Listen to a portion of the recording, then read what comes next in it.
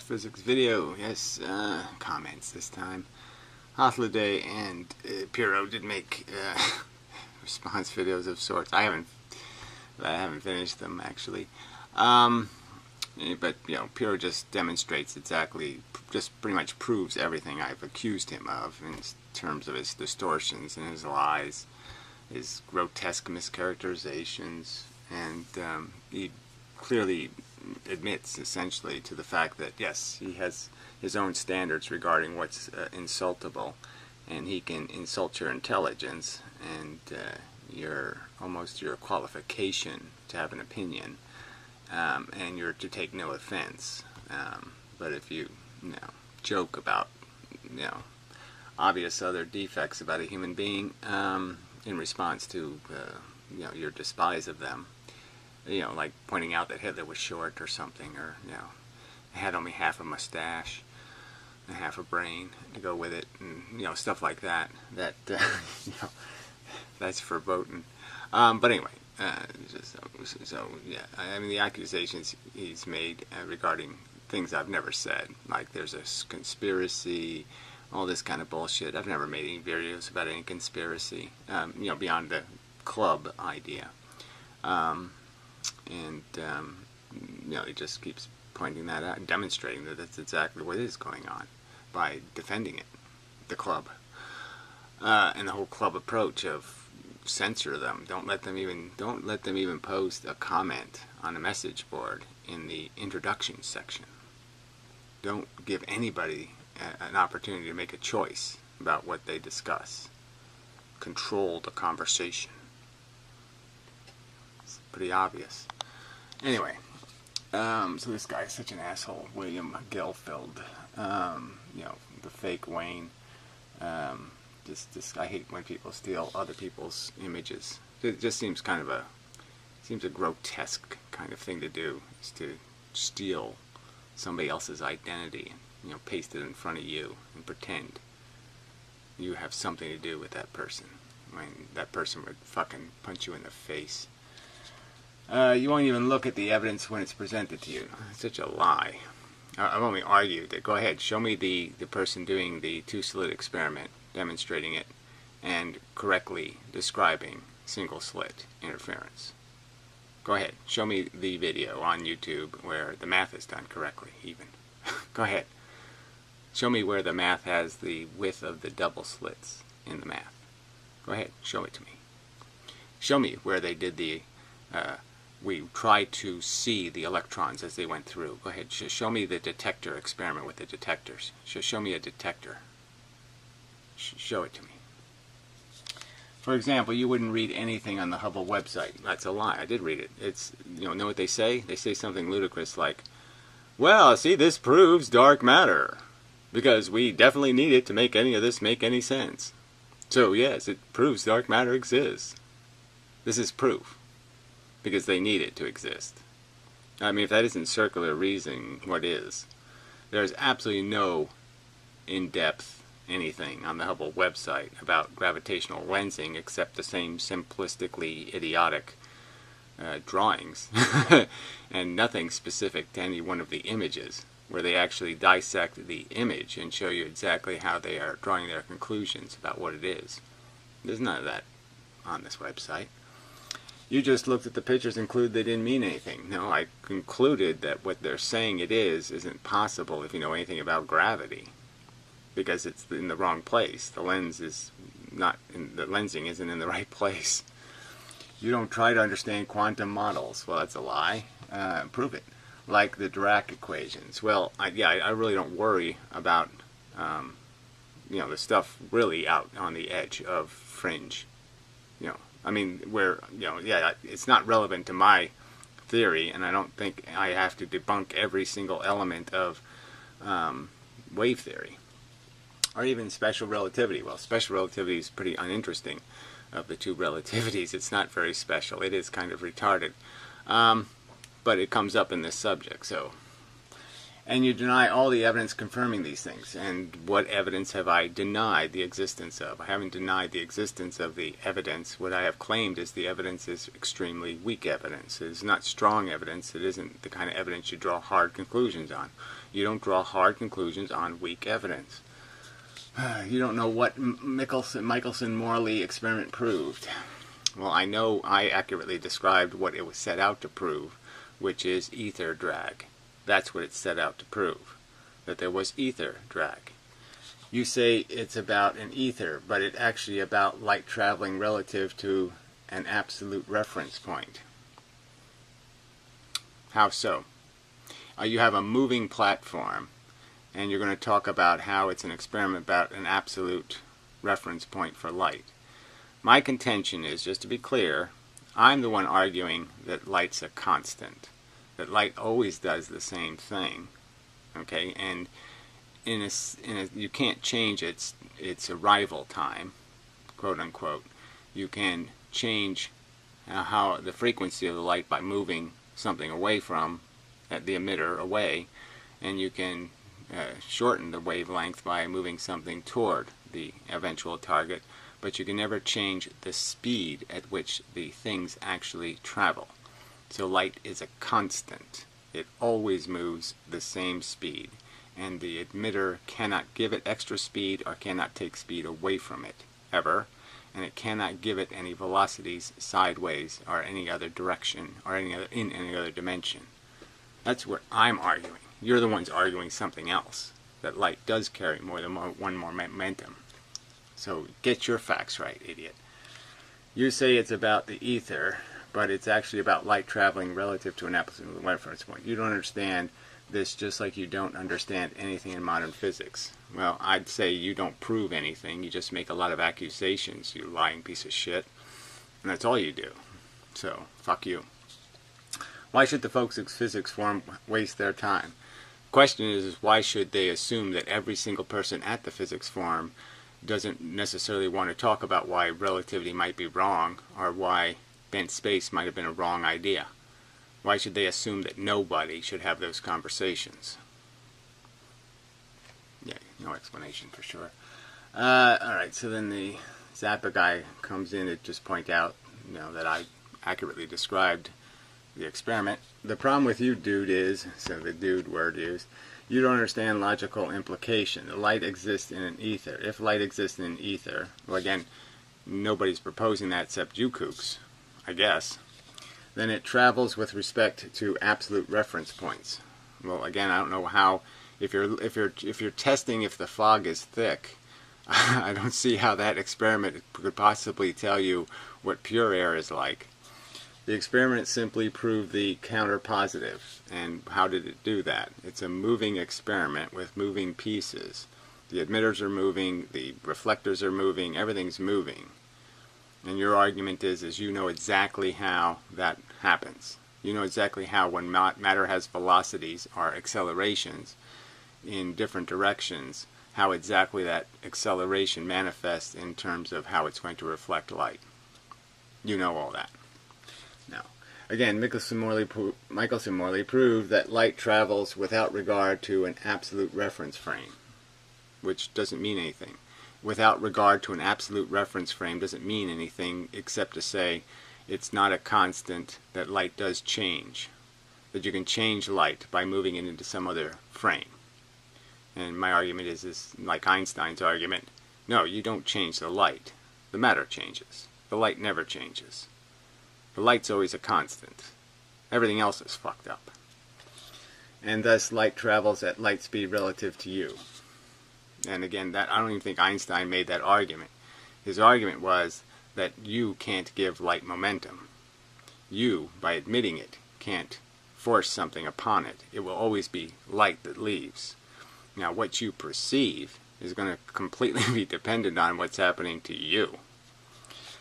The you that is moving through space at 5,000 miles an hour is just around the sun. Michelson-Morley proved this. Well, again, how do you prove it with a moving experiment where all the mirrors are also moving? And again, all you're doing is calibrating it to a point. You calibrate it to one place you're moving. Now, how do you know how the complexity of the velocities that are getting changed all the time now turned into accelerations? When you change velocity, it's called acceleration, even when it's a deceleration, but whatever, it doesn't matter. how do you know how that spreads through matter? It's not instantaneous, I would argue. It takes time for your motion to be realized as a constant motion. And clearly we're never at a constant velocity. We're always in a changing velocity.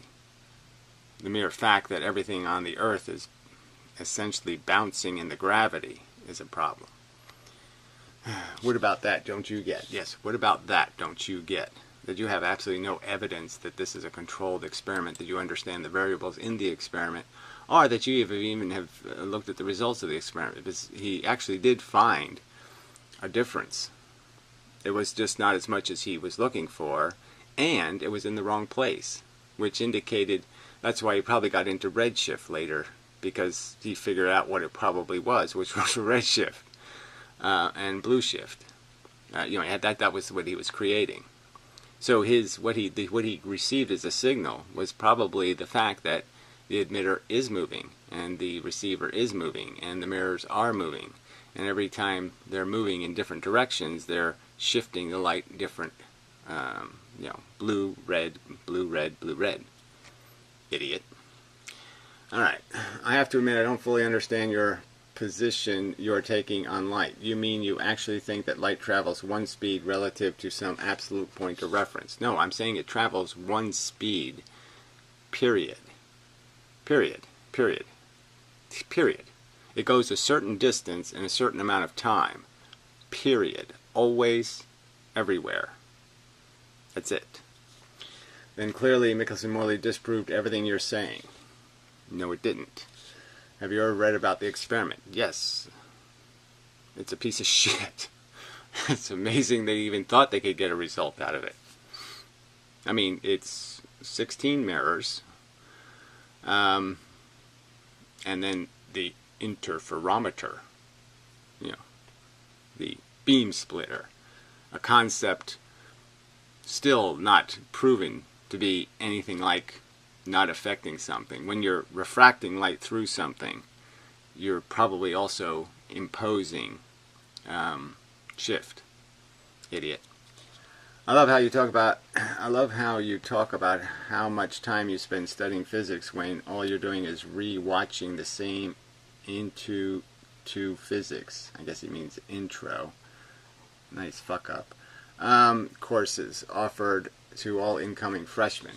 Well, if that's what you think the lectures at the Yale site, and if you think that's what the Walter Lewin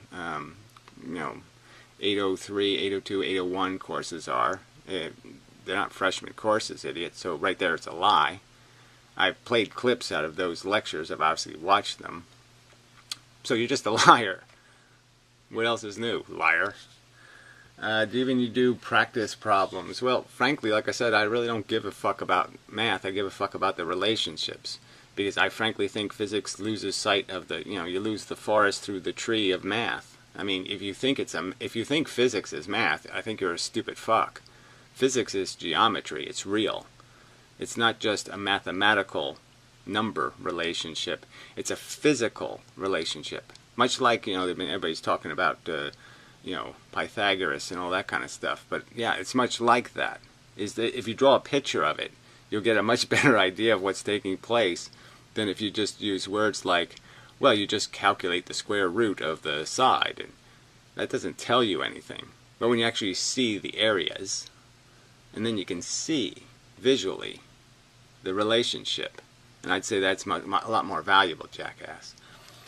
By the way, question mark. It seems you don't understand any of the math that you talk about. Well, I do understand a lot of the math, so to say I don't understand any of it is just a more lying on your part. So just keep being a liar. Bravo, liar. Alright. It has only been 2 years since the science consensus has acknowledged space dust has been affecting their astrological observations and instruments. Well, whatever. Whether that's relevant, I don't know. I mean, obviously some of these images are not exactly photographs. Okay? Meaning they're a bunch of, ones and zeros, and they throw them into a computer, and the computer tries to resolve things that we know exist. So it tries to make things into what they think is there. And there's a line where that goes too far, but we don't get to know what images have been hard enhanced and what images haven't been hard enhanced. There's no transparency, whatever you want to. I always thought that was kind of the wrong way to say it. There's no opaqueness to what they're doing. Everything is hidden in, invisible, not presented detail. Gary's right. They are academic oof in themselves. They are stuck in their own metatic bakya. Well, whatever. The way Ken strings together terms is utterly nonsensical. Yes, I won't bother reading the rest of it, but you got that part right. It is just a bunch of gibberish. I mean, word soup saying nothing. LOL, love it, Gary. The way you rip the guts out of the stupid assholes and liars. Well, the lying part is really the asshole part is also. Anyway, he says he likes my style, but I don't like yours too much sometimes. I have to concede. So, comments are kind of not on subject in my opinion, but anyway. So, same guy. I'm surprised at you, Gary. I would have thought you, of all people, would have got your head around the gravity field. I don't need a gravity field. I've just pointed out how this particle field actually does everything. It does magnetism. It explains why magnetism produces a force, because it's the same particle field. And it explains what's holding protons and electrons together and what's forcing electrons apart from each other. It explains all the forces in the fucking universe. And you're telling me, no, fuck that. You need to create a stupid gravity field. No, I don't. Here's what is wrong with your diagram at around 6. And I don't know why you do this time coding thing, unless you're going to actually quote somebody or something, because you really have the expectation. I'm going to go back to the actual video, hit this stupid 6-minute thing, listen to the video, and then read your fucking comment. Phew. You've got high hopes. Silly expectation there. Okay, here goes. Redraw the sun and then redraw all the gravity waves. Now, there's no such thing as a gravity wave, so I'm going to almost say fuck this comment right there. I'm not playing that. Homie, don't do that.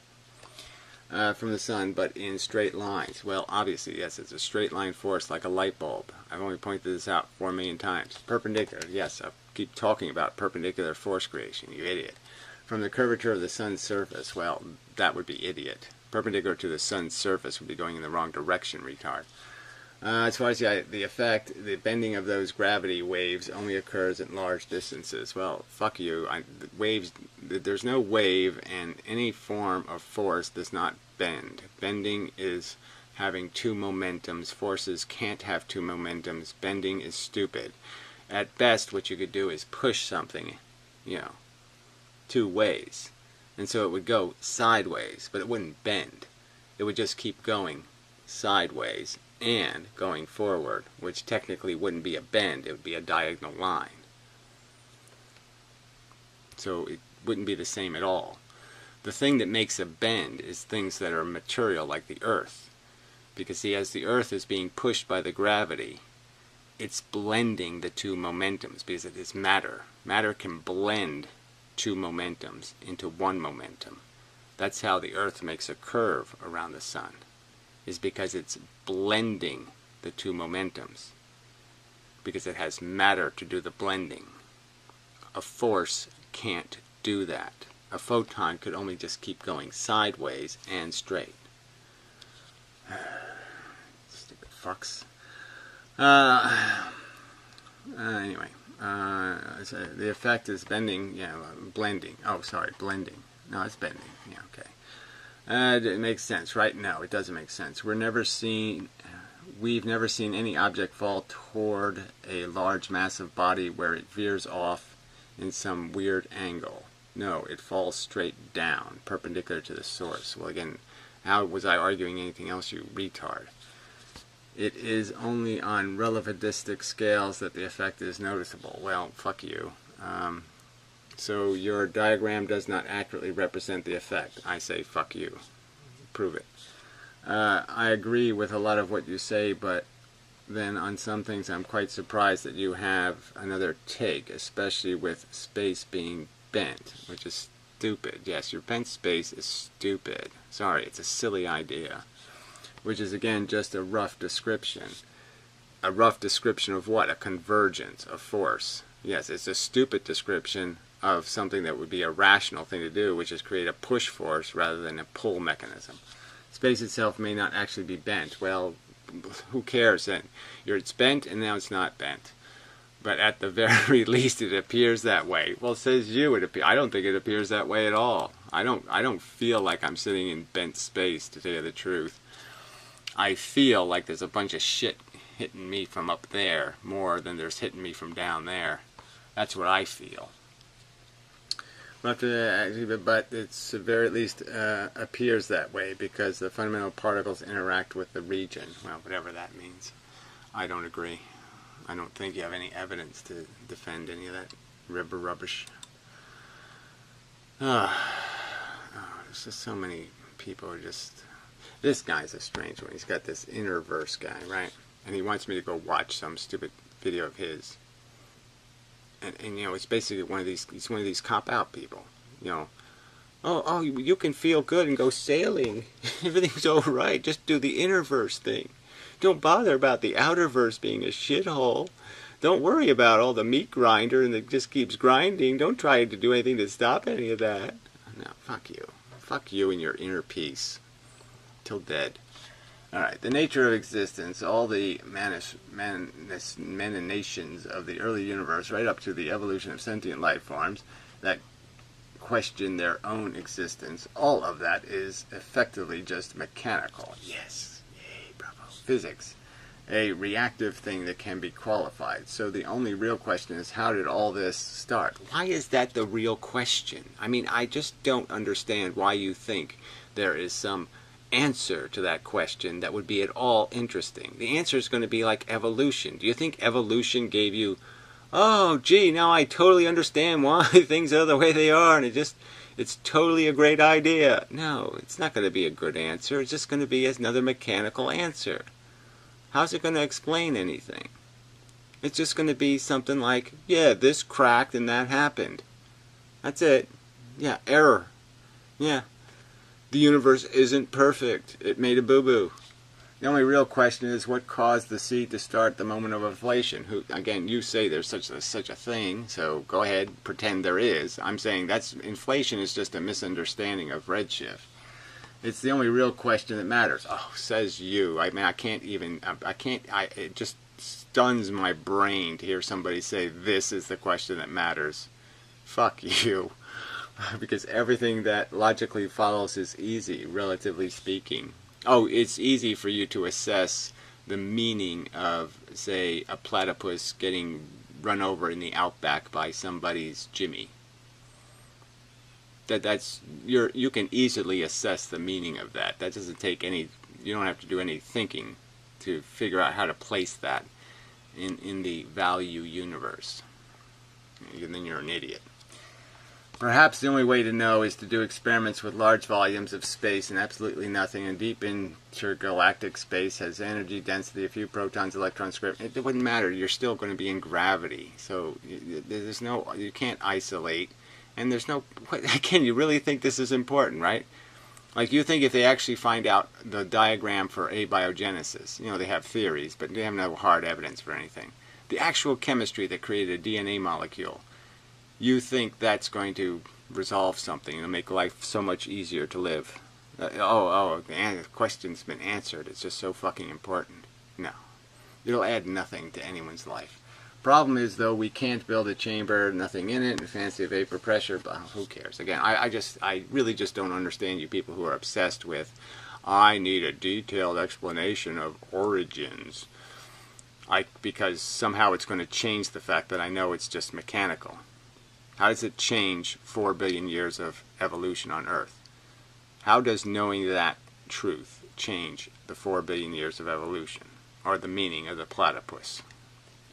Oh, that's right. It doesn't affect it at all. It's absolutely meaningless shit. Last slide. Ken is interesting and provide great photographic insights about cameras. Well, Manuel, you're a fucking idiot. How does that justify his complete disrespect for everyone's intelligence? I mean, to call somebody an imbecile because they don't see it his way, how is that anything else but childish? And to pick on dead people, and then to call yourself some brave debater when you're a coward and you run away from debates, like grotesquely run away, just overtly, crying, running away. I respect everyone's opinion about the universe like it was a personal religion. Well, that's your problem, Manuel. You're an idiot. Anyone who respects stupid is an idiot. That's by definition, idiot. If you respect stupid opinions, you're an idiot. You're stupid. God. This Ken dude could not inch his way out of a paper bag. Yes, that's true. Spot on. I think the core, you are right. Okay. Actually, no, Gary, you are here because some of your ancestors did get the plague. All right. Well, that's a theory you can have. You can say that my ancestors survived because they overcame or they were more immune. But it really doesn't undo the fact that, no, you're even more likely to survive if you don't get into trouble in the first place. So, I mean, you could say that, yes, the people who survived having their legs cut off and still, had a big enough dick to get laid, that's the survivor. But the truth is, the guy who didn't go around getting his legs cut off was even more likely to get pussy. So, it doesn't undo my argument that the most of our ancestors, I would argue that most of my ancestors survived by avoiding being poor and a slave or some other marginalized person who gets killed in huge numbers. They let other people get killed in the coal mine. That's the whole point. That's how you survive. That's how your genetic code survives, is you find somebody else to die with their genetic code. Fuck you, so to speak. Evolution is not avoidance of adversity. Well, I think it fundamentally is. A big, huge part of it is, yes, avoid it. It's the ability to overcome adversity. Well, the overcoming it is really just a matter of sometimes luck. So that doesn't even mean much, in my opinion. And overcoming is always going to happen anyway. I mean, you could argue that it wouldn't matter when you introduce viruses or disease to any population. They either will survive it or they won't survive it. They'll either be totally annihilated or not totally annihilated. And yes, the survivors will always be the best of that group in terms of they'll have the best immunity to that affliction. But they're all going to be tested by it. The Europeans were tested by the flu before they gave it to everybody else. They had to pass the same test. So it doesn't really change anything, in my opinion, evolutionarily. What really changes something is avoiding creating things that you have to overcome. Flattening the ground. Yeah. Not having to go into the coal mine. Blah, blah, blah, blah, blah. So, blah, blah, blah to you, fuckhead. If you can't do math, you don't belong in the field. Pun intended. Yeah, well, I don't even know what that means, but yes, I mean, I obviously don't see math as a way of actually modeling reality. I think it's just easier to draw a picture. I think it's better to be able to show the mechanism. And there's nothing mathematically you can construct that you shouldn't be able to construct a image relevant model. I mean, some three-dimensional objects are obviously very difficult, but there's nothing stopping you from conveying the relationships as in a physical form. And I think that's just polite, frankly. Space is a funnel. Fuck you. Cube, disc, dumbbell, or donut. Oh, okay. He's talking about the crazy guy. Humans assign coordinate system to space. Oh, I don't know what that is. Using different geometry to describe fields or objects does not add any insight or value. Correct. Computer-aided design software translates objects into Cartesian 3D coordinate vectors, tensors. Yes, which is useful. Because, again, those are hard things to draw. The funnel-shaped gravity is transformed into a Cartesian 3D tensor. Well, I mean, all it is flattened, funnily, saying it funnily, funnily. Yes, you're essentially create the 3D, take the 2D and then flatten it and to make it 3D, and then just pretend the lines are telling you what the intensity is. But the end result is it's a convergence, and that's the only point that's relevant here. All that bent space means is a convergence. It just means a flow, and that's it. There's no special property of the convergence. It's just a convergence. Nothing more. And you can create a mechanism that creates a convergence out of better things than empty space, because that makes for a lousy medium to move anything in.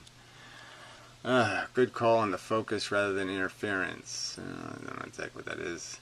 Gotta be a bit smarter for Ken. I recommend studying RF field theory to clear things up. I recommend you go fuck yourself and die, you little creepy piece of shit. Ken hasn't said anything reasonable. I don't know what this is, Faith. Wendy O. Williams. I just can't understand why you post stuff that just irritates the hell out of me. Voodoo. What do I care about voodoo? It's not the more common case at all. By far more common case is building atoms by fusion, stellar nuclear synthesis, and all the way up to ions. See, again, posting a time code is just useless. You want to argue about what most of the universe is doing. I'm saying most of the universe is not destroying protons, electrons, or neutrons. Most of the universe isn't doing that. And then all the other heavies are born from the absolutely insane pressure cooker of all time, the supernova. Well, again, that's not been proven by anything, but yes, I would argue that supernovas likely create heavy elements, but they don't destroy protons, electrons, and neutrons to do it. They combine them, recombine them, which is responsible for all the other elements of atomic weight up to 92. In fact, pretty much all the energy in the universe is a result of fusion. Well, I would argue that it probably is responsible for the other elements as well, the other radioactive elements, but regardless. Yeah, I think it is. I don't think there's any other source. 542, wrong. That does not happen at all. Fuck you, it does. Even organic chemistry will show this. Stability means lowest energy state, and it means that the configuration is arranged so that the constituents are in the lowest possible bond energy with symmetry, helping to spread out the changes homogeneously. Well, that doesn't say anything at all.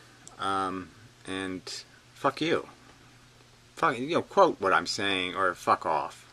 Again, I'm not going to go back to the video and press your time codes to read your stupid fucking comments. This is just bullshit.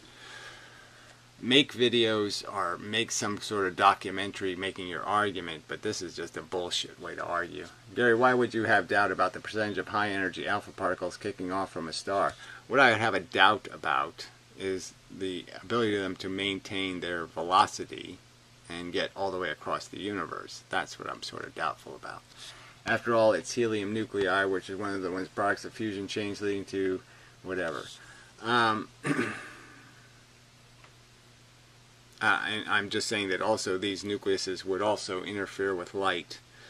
In my opinion, light would crash into nucleuses, so they would end up being an obstruction to the transmission of light in the universe. Golly, that is one of the highly Newtonian or classical ways of looking at the force carried for an electron. Neutrinos have no relationship with electrons. Well, again, I made it kind of clear. I never said they had. I said its muons are probably an electron that still has its force.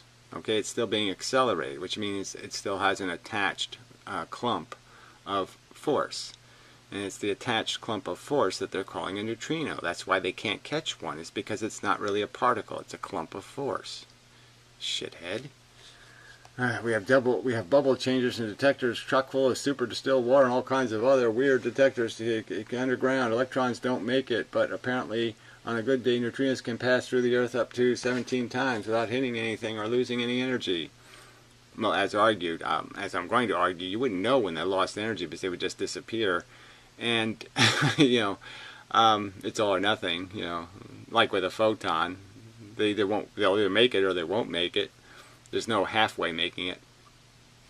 So, fuck you. Which also goes a long way to explain why they are so damn hard to catch. You know, it explains why they're so damn hard to catch is because they're not actually a particle. But anyway, fuck you. There is, and it has been done, experiment that although there is, and it has been done, experiment. What is this? It's not even connected to anything, this fucking comment. So this is on radioactivity again. There is, and it has been done, experiment that although it was not designed to disprove all you mentioned, it helps to. Gary, you know what a NMR machine is? It doesn't really matter. I'm sure you do. High energy electrons and protons and nuclei get spewed and separated from a magnetic field before impacting or passing into their respective detectors. The point is that these things are all it's like the neutrino detecting whatever thing is. It's about what they put a radioactive isotope into the body, and the body creates decaying particles, and those decaying particles have byproducts that are basically, you know, cosmic rays, and can have all kinds of constituents, and so they detect a constituent. But I don't see how that proves anything about what I'm saying. I don't how is it in conflict with anything I'm saying. Well, the original incident path, there is no neutrino found. They're like riding behind them as if being a motive force that is kicking them along.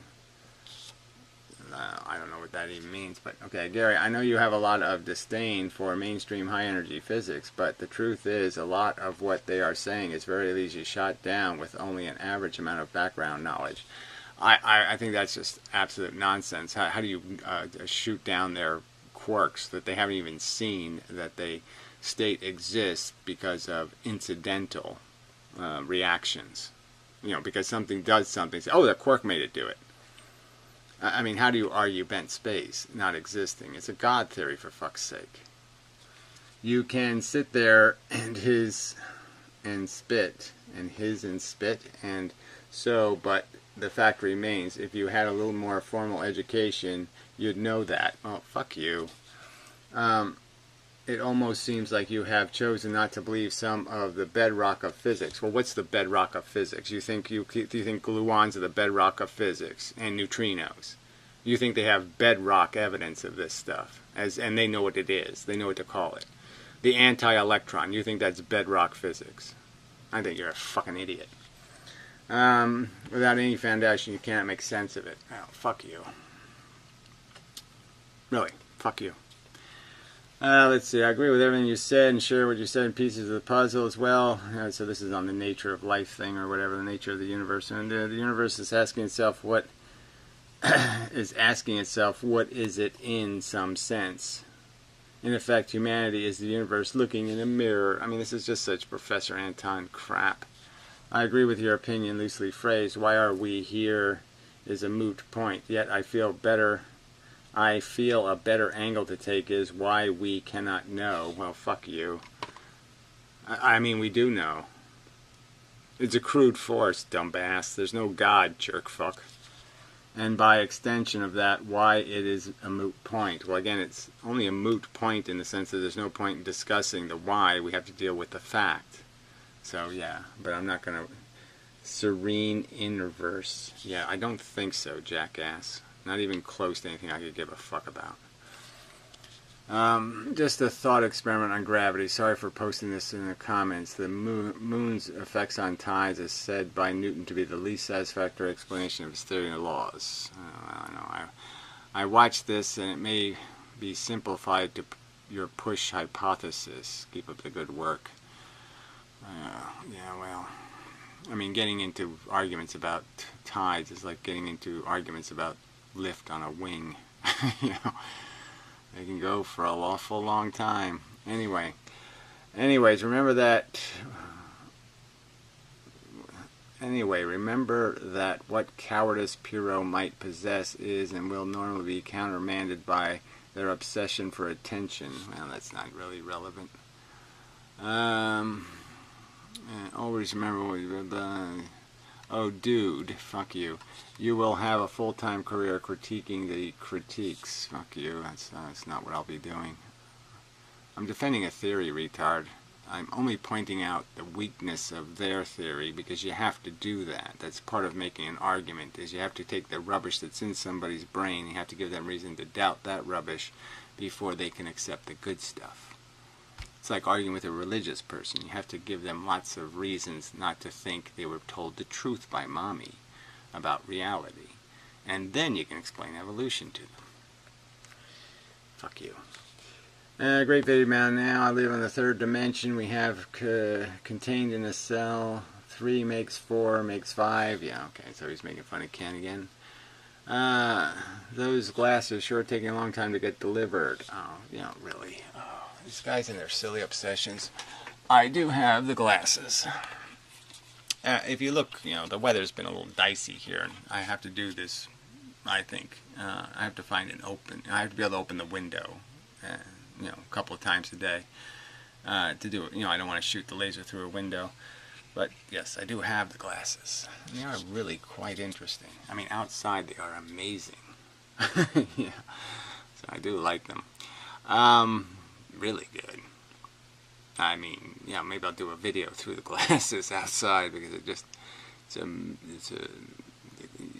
the contrast is completely different in what you see. You know, it not only takes all the glare out, it just takes, you know, even the sky. You can see the intensity on the fringes so much better. You know, how much the density of the atmosphere. It's almost like you can see the thickness of the atmosphere. Very interesting. So anyway, but the first experiment I'm going to do is this. I want to do the single slit experiment. You know. Using an aperture that closes really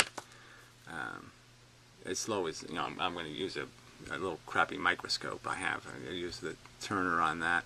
You know, just because I want to see if I can demonstrate that as the number of fringes reduces, you know, as you widen the slit or narrow it, that they pop out. And that you can see the others readjust. And if I can prove that, well, there goes wave theory. Wave theory will be dead. And that will be a nail in the coffin for wave theory. Yeah. Alright, well put. Gotta have all those empty nebulous statements which are free to take on any convenient form, right? So he's talking, you know, Pirro's nebulous. It's a field. It's 4. It's 10. It's who knows? Lots of fields, lots of dimensions, lots of, you know, blah blah blah blah. You know, useless. Gary is right. Not that he needs me to say it exactly. I don't need you to say it. I mean, you could say it to some of these assholes who are fucking assholes. I wouldn't mind that, but you know, I don't need to hear it. I need people to add context and be informative and relevant and evidence-minded and make commentary relevant and not use stupid fucking time codes. Because that's just bullshit. If you're going to be a commenter, you're going to have to learn how to quote somebody's comments. I think that's just being, you know, properly responsive. Make a video if you want to do it the other way. You know, some other way. Okay, so that's enough of that. So I guess that's enough. You know, no point mushing on any further. But yeah, they are really quite interesting. Yeah, probably not enough light in here for you to see the effect, but it really is. You can see the outside window over there. It really is interesting what it does. So anyway, till next time, and such.